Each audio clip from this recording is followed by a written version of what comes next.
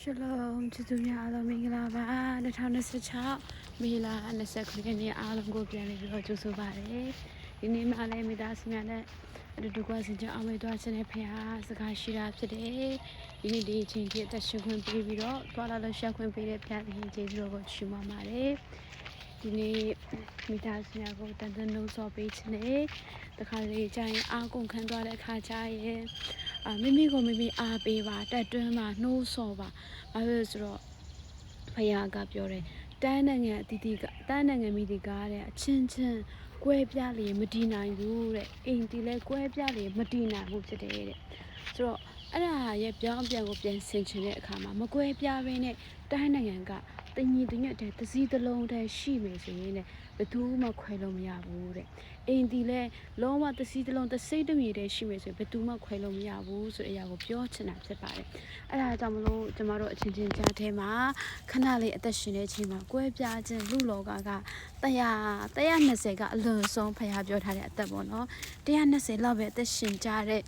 the Canali, Lulo Gama, Canali at the Shinachima, Chidumialo. ကိုယ်ပြချင်းကိုဖြစ်စေတော်သူတွေမဟုတ်ဘဲနဲ့စီလုံးချင်းကိုဖြစ်စေတော်သူတွေဖြစ်ရအာမင်ဟာလေလုယာစီလုံးချင်းကိုဖြစ်စေတော်သူများနည်းနည်းလေးအချင်းချင်းကိုယ်ပြတော့မယ်ဆိုရင်ပြီးတော့လေဖခင်ရဲ့နှုတ်ကပတော်ကပြောထားပါတယ်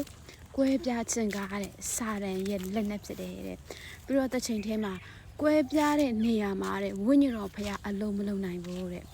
ဝိညာဉ်တော်ဖခင်ကဘယ်တော့မှကိုယ်ပြတဲ့နေရာမှာမရှိဘူးတဲ့ဆိုတော့ကျမတို့ရဲ့အသက်တာအထက်မှာကျမတို့ရဲ့မိသားစုအချင်းချင်းဖြစ်နိုင်တယ်မောင်နှမအချင်းချင်းဖြစ်နိုင်တယ်ကျမတို့ရဲ့အဖွဲ့တစ်ခုခုဖြစ်နိုင်တယ်ကိုယ်ပြတဲ့စိတ်ရှိလာပြီဆိုရင်အဲ့ဒါစာရန်ကစတင်ပြီးတော့စာရန်ကိုအခွင့်ပေးလိုက်တာနဲ့အတူတူပဲလို့ပြောတာဖြစ်တယ်အဲ့ဒါကြောင့်မို့ကိုယ်ပြခြင်းကိုဖြစ်စေတော့စာရန်ရဲ့အသုံးတော်ခံများဆိုတဲ့အရာကိုနှုတ်ကပရောကရေးထားပါတယ်အာမင်အဲဒါကြောင့်မလို့ချစ်သူများအားလုံးဒီနေ့ကျမတို့ဟာကိုယ်ပြခြင်းကိုဖြစ်စေတော်သူတွေမဟုတ်ဘဲနဲ့မတဲ့အခန်းကြီး9ထဲမှာလည်းပြောထားတယ်ညီကိုပြီးတော့မတဲ့အခန်းကြီး9ထဲမှာလည်းပြောထားတယ်သူတပါချင်းခိုက်ရန်ပြုခြင်းတနည်းအားဖြင့်ကိုယ်ပြခြင်းအဲ့ဒါကိုညှင်းစေတော်သူတို့သည်တဲ့မင်္ဂလာရှိကြတယ်တဲ့ဘာလို့လဲဆိုတော့ထိုသူတို့ကိုဖခင်သခင်ရဲ့သားဖြစ်ရတော့ဖခင်သခင်ရဲ့သားဟုခေါ်ခြင်းခံရကြလက်တန်လို့ပြောတာဖြစ်တယ်အာမင်အင်္ဂလိပ်လိုပြောမယ်ဆိုတော့ငြိမ်သက်ခြင်းညင်ညစ်ခြင်းကိုဖြစ်စေတော်သူသည်တဲ့မင်္ဂလာရှိတယ်တဲ့ဖခင်သခင်ရဲ့သားဖြစ်ရတော့ဖခင်သခင်သားဟုခေါ်ရတော့ခွန်ရလိမ့်မယ်လို့ဖခင်ကပြောထားတာတဲ့အဲ့မှာချစ်သူများအားလုံးဒီနေ့ကျမတို့ကြအချင်းချင်းကြားထဲမှာမောင်နှမကြားထဲမှာဖြစ်နိုင်တယ်ဟိုတကယ်ဒီလင်မယားကြားထဲမှာဖြစ်နိုင်တယ်ဟိုအိမ်ထောင်ကြားထဲမှာအသင်းတော်ထဲမှာကျမအဖွဲ့အစည်းလုပ်ငန်းကငယ်မတိမတာလေးနဲ့ငါဆိုတဲ့မာနဟာလေးချစ်သူများအလွန်ကြောက်ဖို့ကောင်းတဲ့စာရန်ရဲ့လက်နဲ့ဖြစ်တယ်အဲ့ဒါငါဆိုတဲ့အစံနဲ့ငါလူလိုလုပ်လိုက်မယ်ငါပြောတာနာမထောင်ငါဆိုတဲ့အဲ့ငါဆိုတဲ့ဟာအဲ့လွန်ကြောက်ဖို့ကောင်းတဲ့အရာဖြစ်တယ်ပြီးတော့နောက်ဆုံးတော့ငါဆိုတဲ့အရာကိုအသုံးပြုပြီးတော့ဆုံးဖြတ်ချက်ချလိုက်တယ်လှည့်ထွက်သွားလိုက်တယ်ဟိုငါဆိုတဲ့အရာနဲ့ပြောတော့အဲ့တဲ့အရာမိသားစုထဲကဖြစ်နိုင်တယ်မောင်နှမထဲကအဲ့တဲ့အိမ်ထောင်ထဲကအဖွဲ့အစည်းထဲကကိုကထွက်လိုက်မယ်ဆိုရင်တေးချတဲ့ချစ်သူများတရားရခံတော့အာမခံတယ်နောင်တများစွာနဲ့ပြန်လာရတာဖြစ်တယ်။နောင်တများစွာနဲ့ပြန်လေပြီးတော့ယူကျုံမရနောင်တများစွာနဲ့ပြန်လာရတာဖြစ်တယ်။ဘာဖြစ်လို့လဲဆိုတော့စာရန်ကလက်ထွက်တော့စာရန်ရဲ့လက်ဖြာခြင်းကငါဆိုတဲ့အရာကနင်းလဲလုံနေတာပဲဆိုတဲ့အရာနဲ့ကျမတို့ကိုလှည့်စားသွားတာဖြစ်တယ်။ချစ်သူများအားလုံးအဲ့ဒါကြောင့်မလို့ငါဆိုတဲ့အရာကိုလုံးဝကျမတို့မိသားစုထဲမှာအသင်းတော်ထဲမှာကျမတို့ကိုယ်အတွေးခေါ်ထဲမှာကျမတို့အိမ်ထောင်ထဲမှာလုံးဝမရှိဘူးရန်အတွက်ကျမတို့တတိထားဖို့ရန်အတွက်လိုတာဖြစ်တယ်ပြီးတော့ကျမတို့အဲ့လိုပြောတဲ့အခါမှာငါဆိုတဲ့ဟာကိုထုတ်ပြောမှမဟုတ်ဘူးထုတ်ပြောလိုက်တဲ့အရာတွေအားလုံးကအတွေးထဲမှာစဉ်းစားပြီးသားဖြစ်တယ်အနေ့ပေါင်းများစွာနေ့ပေါင်းများစွာစဉ်းစားခဲ့ပြီးသားဖြစ်တယ်ဆိုတော့ဖခင်ကနှုတ်ကပတော်ထဲမှာပြောထားတယ်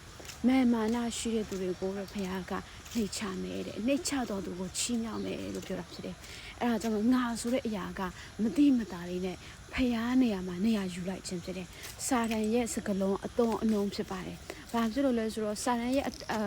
ဘာဖြစ်လို့စာတန်ကကြသွားအဲ့ဒါနဲ့စာရန်ကသူကဟိုတကယ်မကြဆင်းခင်မှာလေအတွေးခေါ်ကအရင်ငါအဲ့ဒီပလင်ပေါ်မှာငါထိုင်မယ်ငါကိုကိုယ်ွယ်ရမယ်ငါဆိုတဲ့အရာကိုသူအတွေးခေါ်တယ်အရင်တွေးထားတာဖြစ်တယ်အဲ့ဒါကြောင့်မို့ ထုံမပြောခင်မှာသူ့အတွေးခေါ်ထဲမှာတွေးထားတဲ့အခါမှာဖယားကသူ့အတွေးခေါ်မှာရှိတဲ့အရာအလုံးမြင်တဲ့အခါမှာစာရန်ကလုံးဝတကယ်တော့စာရန်ရဲ့အတ္တဆိုရင်ဖယားကအကောင်းဆုံးသောကောင်းကင်တမန်အဖြစ်ထားတာလုံးဝချီးမွမ်းသောနေရာအကောင်းဆုံးသော musician ဖြစ်စေတာဖြစ်တယ်ဒါပေမဲ့အဲ့ဒါကိုအတွေးနှလုံးသားထဲကနေမတိမတာလေးနဲ့ငါဆိုတဲ့ဆန္ဒအတွေးရှိတဲ့အခါမှာအနက်ဆုံးသောတွင်ထဲကိုသွားဖွေရန်အတွက်ဖယားကလုံးဝသူ့ကိုချိန်လိုက်တာဖြစ်တယ်။အဲဒါကြောင့်ဆွေးချလိုက်တာဖြစ်တယ်။ဖယားကစာရန်ကိုကောင်းကင်နဲ့ငါနေပြီးတော့လုံးဝသူ့ကိုမြေကြီးထဲမှာအမောင်သောကဘာထဲမှာလုံးဝနောက်ဆုံးပြောမယ်ဆိုရင်စာရန်ဟာဆိုရင်